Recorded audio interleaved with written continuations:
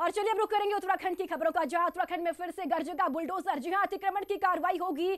सरकार लगातार बुलडोजर की कार्रवाई करती हुई प्रदेश में नजर आ रही है। 23 नदी के किनारे अतिक्रमण पर कार्रवाई होगी। दूसरे चरण में बड़े पैमाने पर यह कार्रवाई होने जा रही है। अतिक्रमण पर कार्रवाई, सरकारी जमीन पर बने अवैध मकान, दुकान पर गरजेगा बुलडोजर। बड़ी जानकारी आपको बता दें, उत्तराखंड में लगातार अवैध अतिक्रमण पर प्रशासन का बुलडोजर गरजता हुआ नजर आ रहा है।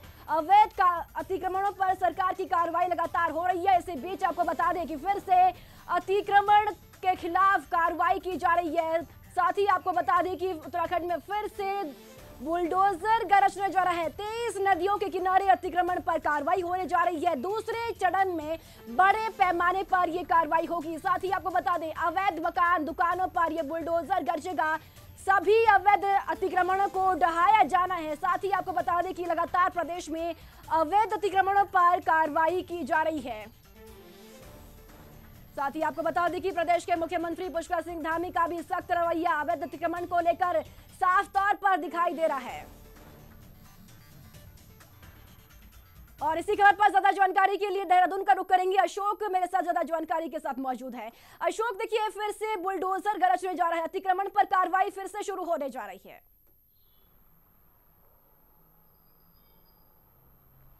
देखिए प्रीति, सबसे पहले तो मैं यहाँ पर आपको बता दूं कि अतिक्रमण के खिलाफ जो कार्रवाई अभी तक चल रही है वो आज से ही नहीं शुरू हो रही, बल्कि काफी लंबे समय से चल रही है। अभी तक वन विभाग की भूमि की बात कर ले, चाहे लोक निर्माण विभाग की भूमि की बात करें, यानी कि सरकारी विभागों की जो भूमियां हैं उस पर जिस तरह से अवैध तरीके से जो अतिक्रमण हुआ है उसके खिलाफ देखा ही जा रहा है कि काफी लंबे समय से जो बुलडोजर है वो गरज रहा है। करीब वन विभाग की ही भूमि की अगर सबसे पहले मैं यहाँ पर बात करूंगा तो 450 से ज्यादा हेक्टेयर की जो भूमि है आज वो पूरी तरह से अवैध अतिक्रमण से पूरी तरह से मुक्त हो चुकी है। लगातार कार्रवाई होती हुई जरूर दिखाई दे रही है, चाहे वो गढ़वाल मंडल की बात कर ली जाए और सबसे ज्यादा जो अवैध अतिक्रमण हुआ कुमाऊं मंडल में, वहां की बात कर ली जाए। लेकिन आज जिस तरह से 1 जून है, 1 जून से अतिक्रमण हटाओ विशेष अभियान की शुरुआत होने जा रही है। इस अभियान के तहत देखिए प्रीति, इसमें यह रहेगा कि नदियों के किनारे जो वन विभाग की भूमि है या अन्य सरकारी जो भूमियां हैं उस पर जो अवैध तरीके से अतिक्रमण हुआ है उसे हटाया जाएगा। कुल मिलाकर के पूरे प्रदेश में अभी तक 26 नदियां ऐसी हैं जिनको कि चिन्हित किया जा चुका है, जिसमें कि सहसधारा है, रिस्पना है, शारदा है और इसके अलावा गुच्चू पानी है। ऐसी कई तरह की नदियां हैं, सोंग नदी भी इसमें है, टॉस नदी भी इसमें है। कुल मिलाकर के देखिए परिधि 26 ऐसी नदियां हैं, क्योंकि इनके पास जो अतिक्रमण हुआ है वो खनन में काम करने वाले जो लोग हैं, जो मजदूर हैं, उनके द्वारा किया गया है। खनन में वो मजदूर काम करते हैं। अगर कायदे की अगर बात की जाए, नियमों की अगर बात की जाए तो खनन में जो काम करने वाले मजदूर काम करने के बाद उनको अपने वापस घर पर जाना चाहिए, लेकिन उन्होंने वहीं पर ही नदियों के पास अपने स्थानीय निवास बना लिए हैं। कुछ लोगों ने अपनी दुकानें बना ली हैं, कुछ लोगों ने अपने प्रतिष्ठान खड़े कर लिए हैं, जिसके चलते सरकारी भूमि पर पूरी तरीके से अवैध अतिक्रमण उनके द्वारा किया जा चुका है। और इसी के चलते मुख्यमंत्री पुष्कर सिंह धामी ने साफ तौर पर एक निर्देश दे दिए हैं, उनसे सभी से एक विनम्र अनुरोध करके ये बात कही है कि आप सभी अपना जो अवैध अतिक्रमण है उसको स्वयं ही हटा ले और समय पर हटा ले। अगर आप लोगों ने स्वयं समय पर इस अतिक्रमण को नहीं हटाया तो प्रशासन के खिलाफ द्वारा जो है कड़ी कार्रवाई इस पर जरूर की जाएगी और वो कार्रवाई होती हुई भी जरूर दिखाई दे रही है। इतना ही नहीं प्रीति, देखिए जिन लोगों द्वारा अभी तक अवैध अतिक्रमण किया गया है उनके खिलाफ तो कार्रवाई होगी, उनके अतिक्रमण को पूरी तरह से ध्वस्त जरूर किया जाएगा।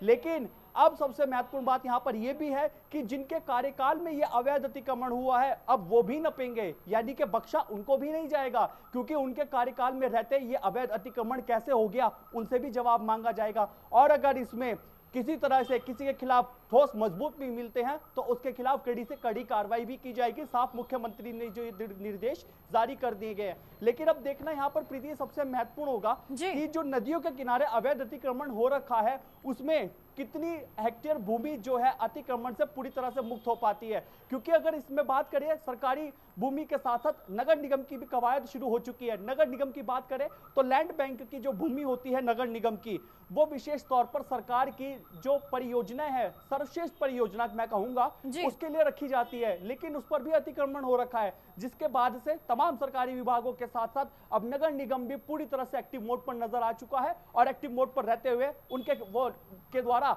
जो अवैध अतिक्रमण जिन लोगों द्वारा किया गया है उस पर भी कार्रवाई जोरों शोरों पर शुरू हो चुकी है। जी प्रीति, चलिए ठीक है अशोक, आप बने रहिएगा मेरे साथ, आगे भी आपसे जानकारी लेंगे और यहाँ रुकेंगे एक छोटे से ब्रेक के लिए, जल्द लौटेंगे, आप बने रहिए हिंदी खबर। चलिए ब्रेक के बाद एक बार फिर आप सभी का स्वागत है। खबरों में आगे बढ़ेंगे। पिथौरा में हुआ लैंडस्लाइड, जी हां, पहाड़ का मलबा खिसका है। लिपुलेख तवा घाट के पास मलबा खिसकने से रास्ता बंद हो गया है। लैंडस्लाइड होने से जगह जगह मलबे में वाहन दबे हैं। मानसून आने से पहले ही उत्तराखंड में जमकर बारिश हो रही है, जिसके चलते पिथौरागढ़ के लिपुलेख तवा घाट के पास मलबा खिसकने की वजह से रास्ता बंद हो गया है। कई जगह मलबा से वाहन भी दब गई है। बारिश उतनी अधिक हो रही है कि धारचूला और गूंजी में आदि कैलाश में लगभग 300 से अधिक यात्री फंस गए हैं। बारिश के चलते कई जगह रास्ते भी बह गए हैं।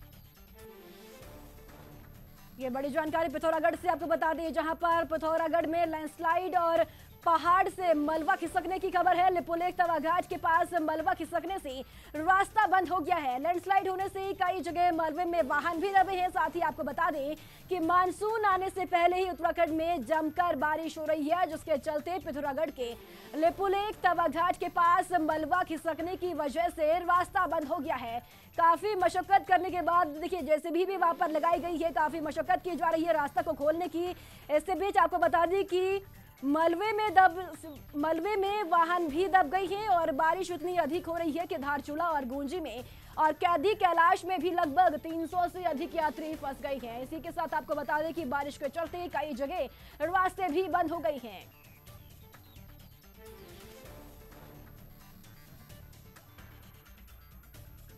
पिथौरागढ़ में लैंडस्लाइड और पहाड़ से मलबा खिसकने से रास्ता बंद हो गया है। जी हां, लिपुलेख तवा घाट के पास मलबा खिसकने से ये रास्ता बंद हुआ है और लैंडस्लाइड होने से कई जगह मलबे में वाहन दब गए हैं।